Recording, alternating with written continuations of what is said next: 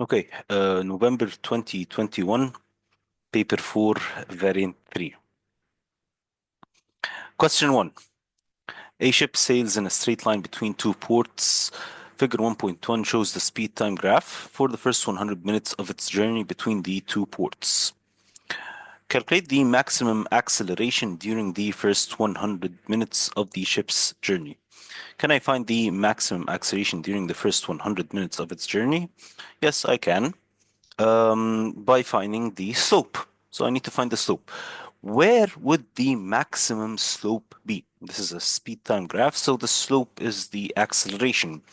Where would the maximum slope be in this part of the graph? The maximum slope would be during the straight section of the graph, the straight section of the acceleration. So if we zoom in a little bit, we could take this point, for example, to be one of the points, and another point, which could be this point.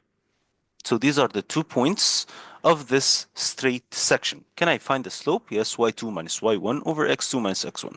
So this point is at 15 and 60. 15 and 60. This point would be at, this is 42, and the y would be 7.5. Okay, let's find the slope. Let's calculate the slope, y2 minus y1 over x2 minus x1. 15 minus 7.5 over 60 minus 42. Which would be correct? Which would be correct if the time was in seconds. But the problem is that the time is in minutes and the speed is in meters per second. So you need to convert the time into seconds. How can I convert from minutes to seconds? I need to just multiply the time. Okay, this would be 60 minus 42 is 18. So you need to multiply the 18 by 60. You need to multiply it by 60. Using our calculators, we can find the slope, we can find the acceleration. The acceleration would be around 0.0069. 0.0069 meters per second squared, which is okay. Again, we're talking about a ship, a huge ship, which has a very small acceleration. This is very normal.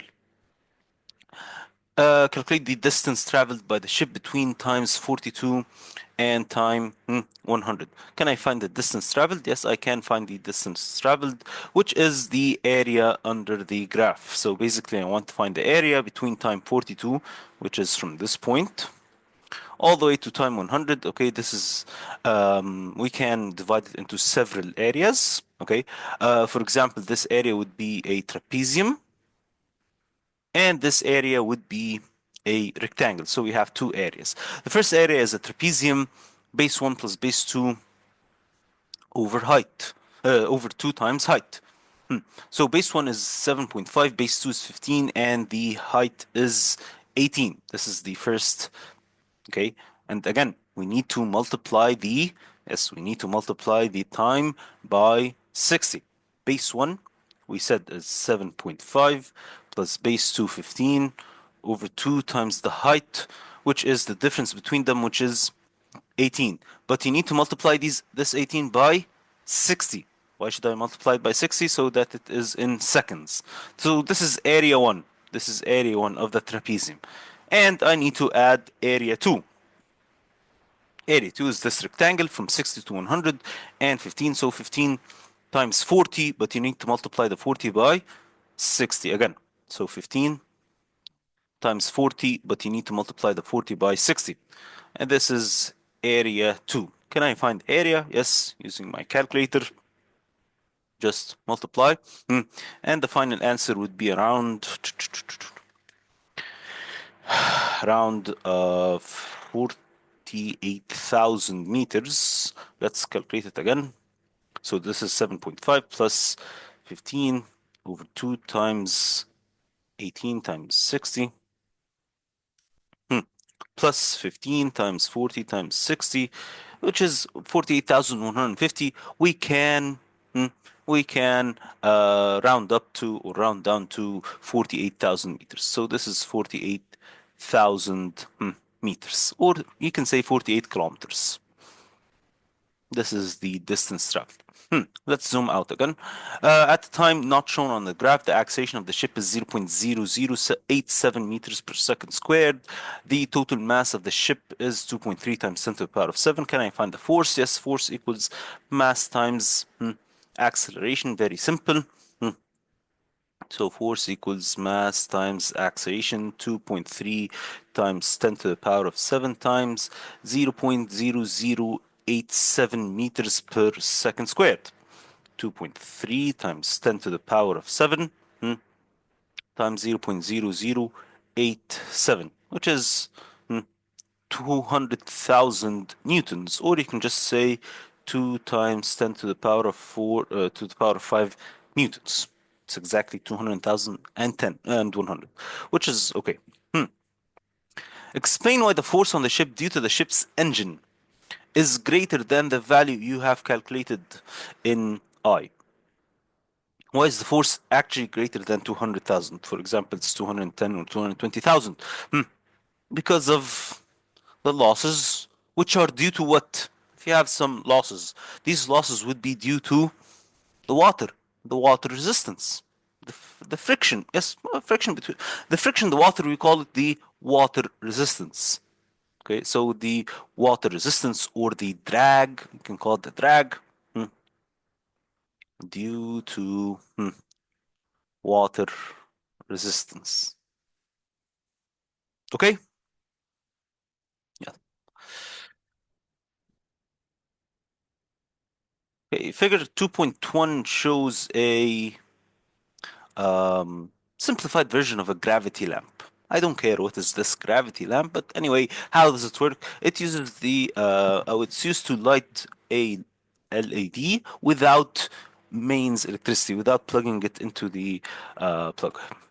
What happens is that this 12 kilogram load is removed or is moved upwards and then keeps on moving downwards. As it moves downwards, it is attached to a generator.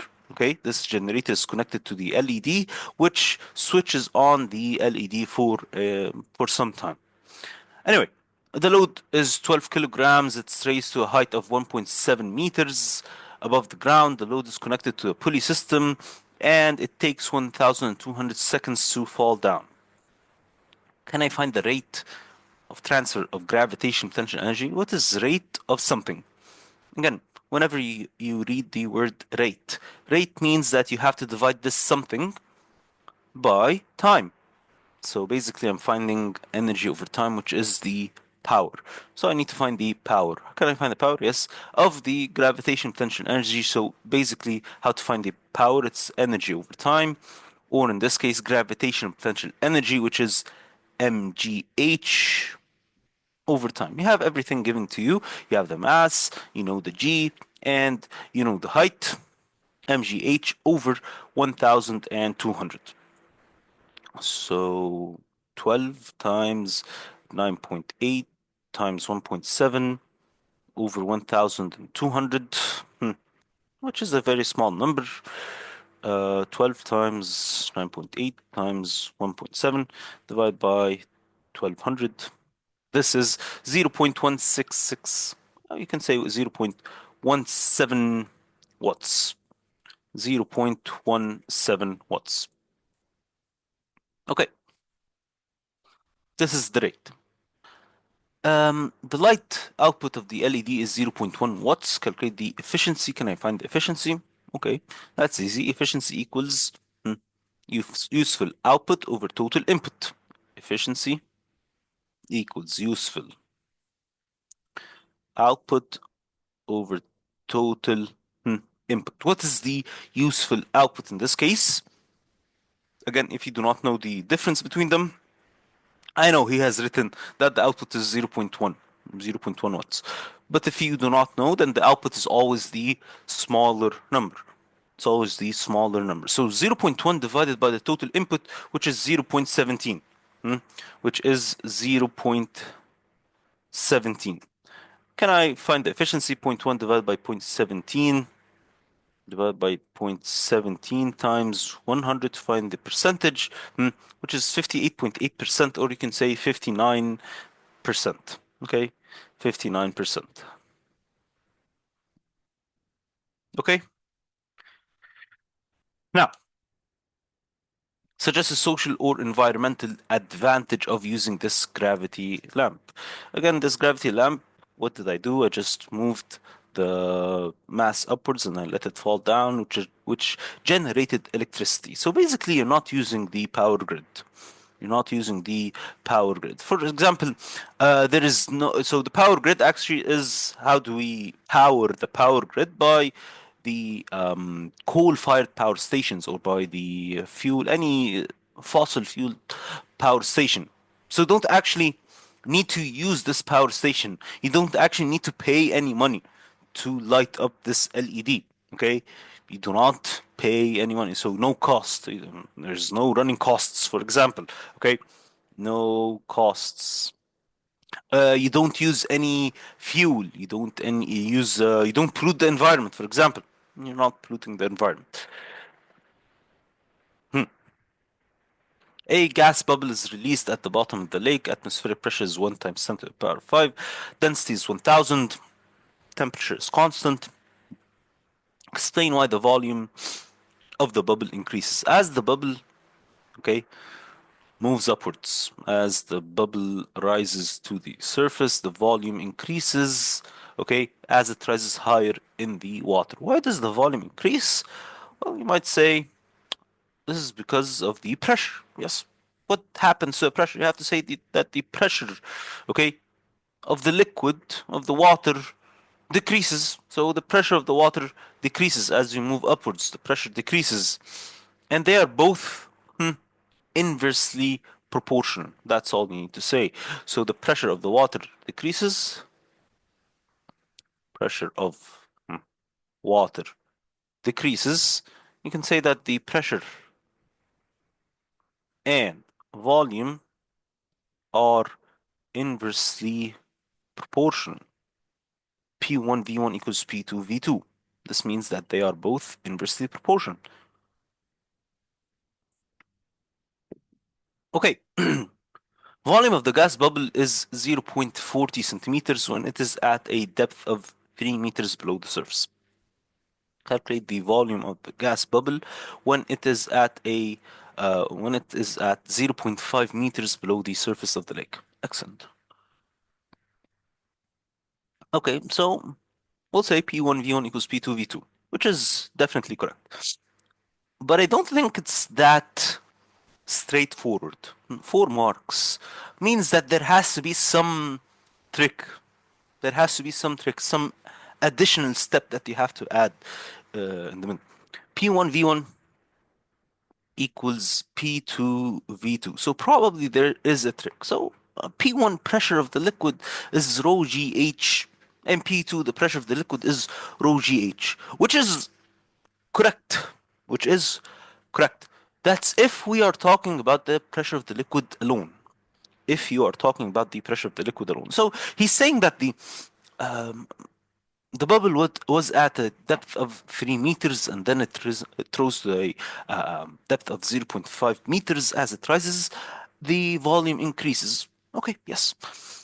Can someone think about the pressure of this bubble when it reaches a height or when it reaches the surface of the water? When it reaches the surface of the lake, what would the pressure be? Pressure would be, it wouldn't be zero. Okay, and this is the point. This is the point you actually need to think about. When it reaches the surface of the lake, the pressure of the bubble wouldn't be zero. It would be the atmospheric pressure. It would be equal to the atmospheric pressure, which is 1 times 10 to the power of 5.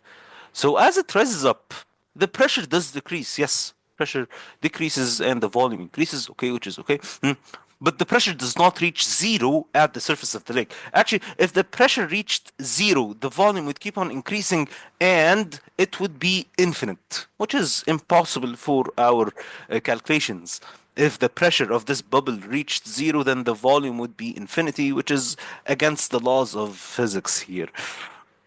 Type, how can I find the pressure? We will find the total pressure. We will find the total pressure. How can I find the total pressure? Okay, total pressure P1 would be equal to the atmospheric pressure plus plus the water pressure. So basically, we're saying the pressure of the atmosphere plus rho g h1, which is the first height. So basically, we're talking about P1 would be 100,000, which is 1 times 10 to the power of 5. Okay, 1 times 10 to the power of 5 plus 1,000 times 9.8 times the first height or the first depth, which was 3. Okay, let's calculate it. 1 times 10 to the power of 5 plus 1000 times 9.8 times 3. So the first pressure was 129,000. This is P1. 129,400 pascals. So this is P1. Can I find P2? Yes, I can find the total pressure P2, which again would be the atmospheric pressure plus rho gh, 1 times 10 to the power of 5 plus 1000 times 9.8 times 0.5 times 0.5. This will give you a pressure of 104,900 pascals. Okay, so this is P1 and this is P2. Can I solve for V2? Yes, I can solve for V2. So now P1 is 129,400 pascals times V1, which is 0.4. Okay, equals P2, which is 104,900 pascals times V2 times V2. Just divide to find V2. 129,400 times 0.4 divided by 104,900. This would give you a total volume of 0.49 centimeters cubed. 0.5, you might say. 0.49 centimeters cubed, or you can round it up to 0.5 centimeters cubed. Again, this is the trick in this question. It's a very new trick, actually. It's kind of a new trick. Okay, moving on. Figure 3.1 shows a diagram of a hydraulic press used to compress paper for recycling. So this is the compressed paper, okay, which is used for the recycling. When a force is applied to piston A, we have a force applied to piston A, it causes the pressure in the oil. The pressure in the oil increases, and this pressure produces an upward force on piston B. Pushes the piston B upwards, which compresses the paper. A small quantity of air leaks into the so you have some air inside the oil. Small quantity of air is leaked into the oil. So just to explain the effect this air has on the operation of the hydraulic press. Why would this be a problem? Why would this be a problem? Is air compressible? Yes, air is compressible. Air is compressible. So some of the force applied on piston A would now be used to compress the air instead of compressing the paper. So the paper wouldn't be compressed as much. That's the problem. So air is compressible. Okay, air is compressible. We know that oil is a liquid and it's not compressible. Air is compressible. So the paper wouldn't be hmm, wouldn't be compressed as much. Compressed as much. Okay?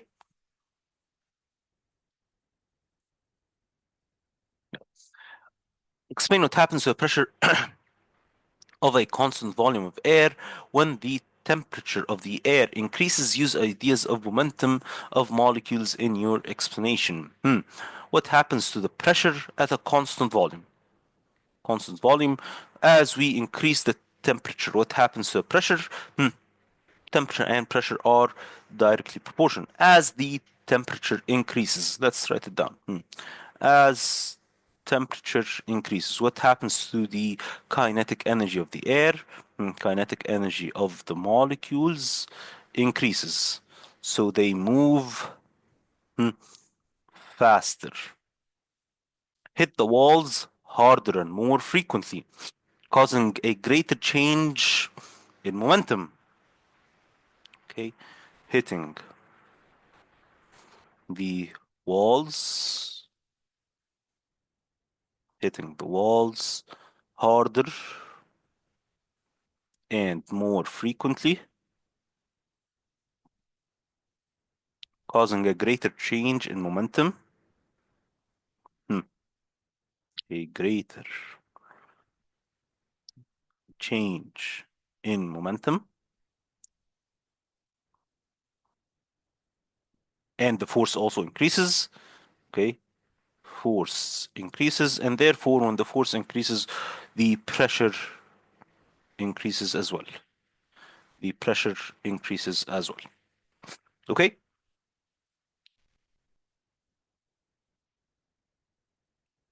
Yeah.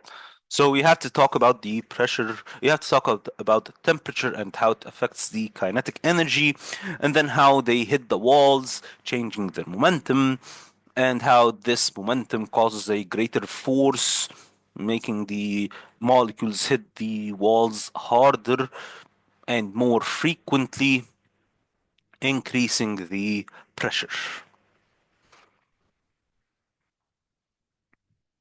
Hmm. Okay, an aluminum saucepan and a steel saucepan have the same dimensions. Same dimensions. This is actually an important part of the question. Table 5.1 shows the values of the specific heat capacity and the density of aluminum and steel. Okay, the mass of the aluminum is 0.41 kilograms. The mass of the aluminum is 0.41 kilograms. Can I find the mass of the steel? Yes, I can find the mass of the steel. Um, it might be a bit tricky to find the mass of the steel. Okay, if you think about it, the mass of the steel would be you have the specific heat capacity, you have, aren't they, if you think about it, they both have the same, what? Uh, they both have, yes, the same volume. They both have the same volume. This is a bit tricky. Okay, this is the trick of this question. So if they both have the same volume, so density equals mass over volume. This means that that volume equals mass over density. Volume equals mass over density. So basically, if I write down an equation, I want to come up with an equation that the volume of the aluminum is equal to the volume of the steel. Volume of the aluminum is equal to the volume of the steel, or in other terms, the mass of the aluminum over the density of the aluminum is equal to the mass of the steel over the density of the steel. Okay, mass of the aluminum. So what is the mass of the aluminum? It's 0.41. And the density of the aluminum is 2600. Equals mass of the steel, which is what we need, over the density of the steel, which is 6,700, cross multiply 7,600 times 0.41 divided by 2,600. This would give you a final answer of 1.198 or 1.2 kilograms. So this is the mass of the steel. Okay, mass of the steel. Ah, I know it's a bit tricky. It's a new question. Thermal capacity has been cancelled, so we can just cancel out this question. Part II. Water is heated in a steel saucepan. The initial temperature is 20. Calculate the energy needed to reach a temperature of 100 degrees Celsius. Okay, so E equals mc delta T. We have the mass of the steel now. 1.2 kilograms. You have the specific heat capacity of the steel, which is 0.5, 0.5. And then we have the 0.5 joules per kilogram degree Celsius. Yes. And we have the delta temperature, or 100 minus 20, which is 80. So 1.2 times 0.5 times 80 is 48 joules.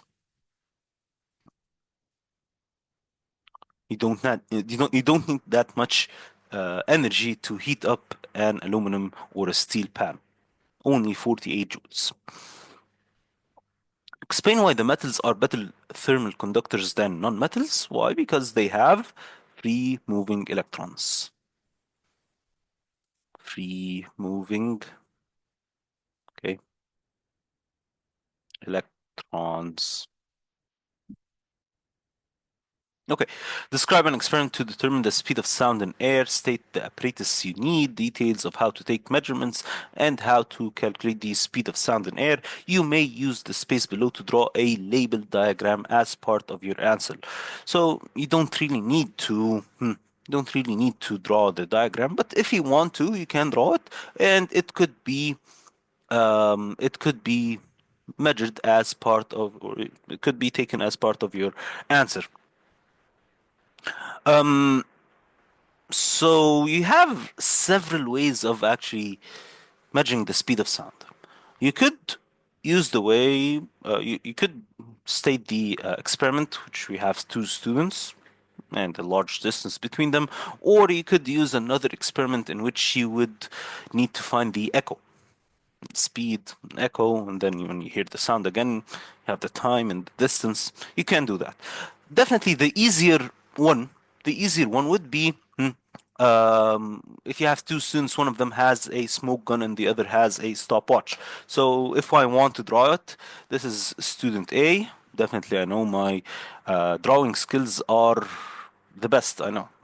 So he has a smoke gun and there is a huge distance between student A and student B. Okay, this is student B. Let's give him some hair. So this is student B, and he has a stopwatch. There is a huge distance between them, D. Okay, a huge distance, uh, D between them, and he has a smoke gun. This is student A, and student B has a stopwatch. They measured the long distance between them using what? Using a measuring tape. So let's zoom in a bit. Okay, student A holds a smoke gun. Student A has a smoke gun. Student B has a stopwatch. They measure a huge distance, okay, a very long distance, let's say 600 meters distance, let's say of 600 meters between them. Using what? Using a measuring tape, okay, a measuring tape. And then when they student A, okay, let's say that student A fires the gun. When student B sees the smoke, okay, when student B sees the smoke, okay, he starts the stopwatch. He starts the stopwatch. When he hears, again, when hmm, student B hears the sound, okay, when he hears the sound, he stops the stopwatch, stops the stopwatch, and records time t. And records time t. So now you have the distance d. Okay, now you have the distance d, and you have the time t. So the speed would be equal to the distance over the time. That's it. 5 marks. That's a lot. Okay, 5 marks is definitely a lot. Hmm. Okay, let's zoom out a bit. Sound waves from a television are diffracted through a doorway. Hmm. Light waves are not diffracted. Why are light waves and sound waves? Why do they behave differently? Why can sound waves diffract while light waves cannot diffract? Hmm. Yes, it's because of their wavelengths. Because of their wavelengths. Sound waves have a much larger wavelength. They have a much larger wavelength. So comparatively, if we talk about the gap in this doorway, the gap in this doorway, compare when we say the sound wave as it's moving towards this gap would be very small. It would be a narrow gap. So the diffraction would be much greater for the sound waves than the light waves. That's it. Okay, that's it. So sound waves have a larger wavelength. Hmm. A gap would be very small. Gap would be very narrow, let's say. Diffraction would increase. Would definitely increase. Hmm.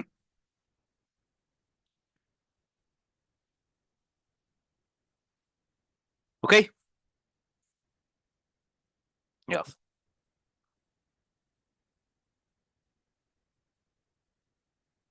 Figure 7.1 shows a ray of green light emerging from one face of the glass prism. Hmm. On figure 7.1, draw the path of the green light entering and passing through the prism. So as the green of light of the ray of green light as it passes through the prism, what would happen? Refraction. It would only refract, but this time it's coming from the right to the left. Okay, it's coming from the right to the left, not from the left to the right as we are always used to. So let's draw it. Okay, that would be easy as it's moving from the. Well, we can move backwards. So it would refract this way. Again, we need to add an arrow, and it would refract this way, and we need to add an arrow. Do not forget about the arrows, please. Okay, this question, you need to draw the arrows. You need to draw the arrows. What is meant by monochromatic? Mono, one. Mono means one. So one frequency, one wavelength, one color, one frequency. Okay, it's light of one frequency, one color, one wavelength. State the speed of light in air. The speed of light in air would be what? Speed of light in air, we have memorized it. It is 3 times 10 to the power of 8 meters per second. This is a bonus mark, honestly. I have two. Actually, these are four bonus marks because we definitely know how the light would refract inside the prism. We know what is monochromatic, one frequency. We know the speed of the light. Can I find the frequency of the light? Okay, we have the wavelength, we have the speed, another two extra bonus marks. So the frequency would be speed over wavelength. The speed is 3 times 10 to the power of 8, and the wavelength is 5.2 times 10 to the power of -7. This would give you a, please, for this question, when you're solving using your calculator, use the fraction sign. Please use the fraction sign. Do not use the divide sign. If you use the divide sign, you will most probably calculate it wrong. So using the fraction sign, 3 times 10 to the power of 8 as the numerator, and the denominator would be 5.2 times 10 to the -7. Why? Because the frequency has to be a very large number, which would be 5.769 or 5.8 times 10 to the power of 14 hertz times 10 to the power of 14 hertz. The refractive index is 1.52. Find the speed of light in the glass. Okay, that's easy again. Why? Because we have n equals speed of light in air over speed of light in the medium. To find the speed of the light in the medium, it would be VA over n.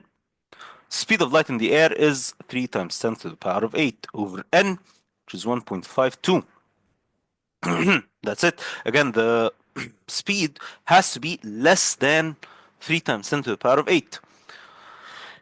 There are no numbers which are greater, or there is no speed that could be ever greater than 3 times 10 to the power of 8. At least that's what we know until now. Maybe in the future they might come up with something faster than that. 1.52. Could be 1.97 times 10 to the power of 9 times 10 to the power of 8. 1.97 times 10 to the power of 8 meters per second. You can round it up to 2 times 10 to the power of 8. Figure 8.1 shows two charged metal plates. On figure 8.1, draw 5 electric field lines between the two plates. That's easy. Electric field lines. How can we draw them? From positive to negative. Using rulers, please draw straight lines, equally spaced. Equally spaced. So from each of these positive poles to the negative poles, please draw straight lines, equally spaced, as to show the examiner that you know that this is an equally charged field. There are no parts that are stronger than the other parts. An electric iron has a power of 2,400 watts. The main supply is 220 volts. Calculate the electric current. P equals VI. P equals VI. So I equals P over V. I equals P over V. 2,400 over 220. Which is what? 2,400 divided by 220. This is 10.9. You can write 11 amperes. Calculate the electric charge when in 15 minutes. Calculate the electric charge which flows in 15 minutes. So I equals Q over T. I equals Q over T. So Q equals IT. You have the current and you have the time, 15 minutes. But again, this is in minutes and you need to convert it into seconds times 60. So 11 times 15 times 60, 9,900 coulombs. 9,900 coulombs. Fuse ratings of 3, 5, 10, 11, 13, 30. Which of these fuse ratings is suitable for the iron? Which of these ratings would be best for the iron? Well, the current is 11 amperes, so you need something slightly greater than 11. 13 would be best, slightly greater than 11, so 13 amperes would be best. Okay? Question 9. Figure 9.1 shows the current potential difference. Okay, graphs for a resistor, a thermistor, and a filament lamp.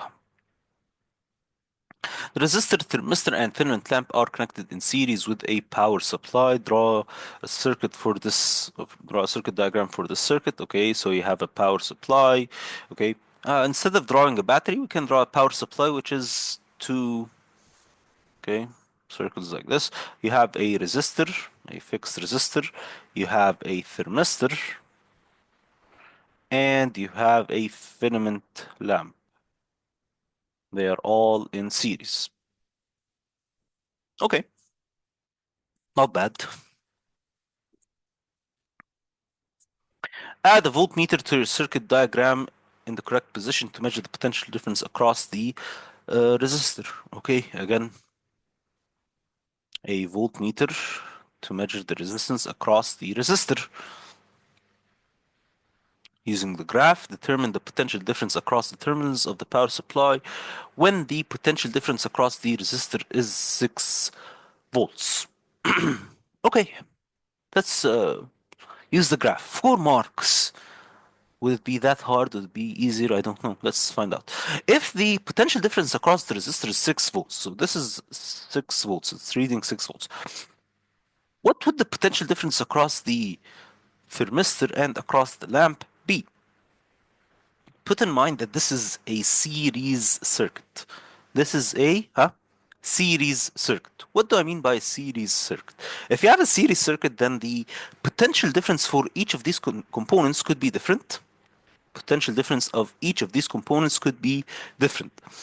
But they all have the same what? They all have the same current. So we're talking about the resistor now, that the resistor has a voltage of 6 volts. So 6 volts, this is the resistor. Where is the resistor? Okay. At this point, it had a current of 4 amperes. When the resistor has a voltage or potential difference of 6 volts, it has a current of 0.4 amperes. This is a series circuit. So the filament lamp and the thermistor would also have a current of 0.4 amperes. On this graph, we need to draw a line from 0.4 amperes, which will cut through the filament lamp, also cutting through the resistor, and cutting through the thermistor. The filament lamp at 0.4 amperes has a voltage, has a potential difference of what? It has a potential difference of 3 volts. What about the thermistor? At this point, it has a potential difference. It has a voltage of what? 9 volts. So when the resistor had a voltage of 6 volts, some of you, I know some of you might have solved this question and they would have been very, very extremely lucky by saying, well, if the voltage of the resistor is 6 volts, then the voltage of the filament lamp is 6 volts and the voltage of the thermistor is also 6 volts, so the total voltage would be 18. I know, but they're extremely lucky. They are extremely lucky. Why? Because it's not the case. It's never the case. Okay. For this question, actually 3 volts, 6 volts, and 9 volts. So the total voltage, if you just add them up, 3 plus 6 plus 9. Okay, if you add 3 plus 6 plus 9, the total voltage would be, yes, it would be 18 volts. So if you wrote down 18 volts just because you said 6 times 3 would be 18, that's definitely wrong. You need to use the graph. You need to use the graph. Why? Because if this 6 volts was something different, for example, this is a totally different question. If the voltage of the resistor was, let's say, 5 volts, okay? Let's say it was 5 volts. So at 5 volts, you would have needed to draw a line, okay, and found the voltage at this point, and then you needed to draw a line here to find the voltage, which would have been 2.2, I guess, and then you would have needed to draw another line here, which would have been 8.5 or something. Then you need to add these voltages up. Okay, it wouldn't be times 3, but then it would be 5 times 3. No, it would be a totally different number. So for this case, you need to add 3 plus 6 plus 9, which would be 18 volts. Okay, please don't just be lucky. Describe a practical use for a thermistor. Thermistors are used in what? Fire alarms. Yes, in the fire alarms. In fire alarms. Yeah. A transformer has 500 turns on the primary coil, 25 turns on the secondary. The input voltage is 120 volts. Calculate the output voltage. Okay, so VP over MP equals VS over NS. 120 over 500 equals VS over 25. Cross multiply. I guess this would be 6. 6, yes. The current in the primary coil is 125 milliamperes. It's 100% efficient. Calculate the output current. Okay, so we have an equation. VPIP equals VSIS. The primary coil, 125 milliamperes. Do I have to write it down as milliamperes? No, you can just divide by 1000, which is, so you'd have 120, 0.125 equals 6 times IS. If you divide by 6, then the total or the output current, the secondary current, would be around 2.5. It would be around 2.5 amperes. If you'd used 125 milliamperes, then the output current would have been 2500 milliamperes. So please use the correct unit when solving this question.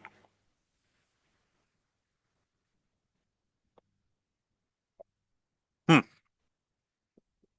Figure 10.1 shows a loose wire connected in the circuit. The power supply is switched on and the wire moves down. Okay, the wire moves down. Draw on figure 10.1 the direction of the current. The direction of the current. So would I use Fleming's left hand rule or Fleming's right hand rule? Isn't this a DC power supply? It's a battery. It's a battery. So you need to use Fleming's left hand rule. Okay, Fleming's left hand rule. Fleming's left hand rule, the north to the south, it's kind of into the page. The force, which is the thumb, is actually pointing downwards. So if you rotate your wrist, the current would move. The current would move to the left. Current would move to the left. So drawing an arrow, the arrow would move to the left. Okay? Okay. Hmm. Power supply is switched off and the wire returns to its original position. The power supply is then switched on so that the current is in the opposite direction. State and explain what happens to the wire. So if the current is in the opposite direction, now he told us that the force on the wire is downwards. What would happen if I reverse the direction of the current? The force would be upwards. Why? Because if you reverse the current, the force will be reversed. Force would be upwards. Is upwards. Or the wire moves upwards. Why? Because when you reversing, okay, the current reverses the force, okay, the force on the wire. Reverses the force on the wire. A split-ring commutator is an important feature of a DC motor. Suggest one reason why the DC motor cannot operate without a split-ring commutator. What does the split-ring commutator do? It reverses the current every half rotation to keep the motor rotating in one direction. Okay, so one problem is that the coil will not rotate in the same direction. It will keep on rotating half a direction in in either side, in either direction. One reason why. So the motor will not, okay, rotate continuously in one direction.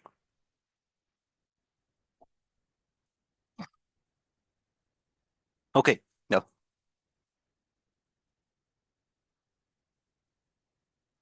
a detector of radioactivity is placed in a laboratory where there are no radioactive samples.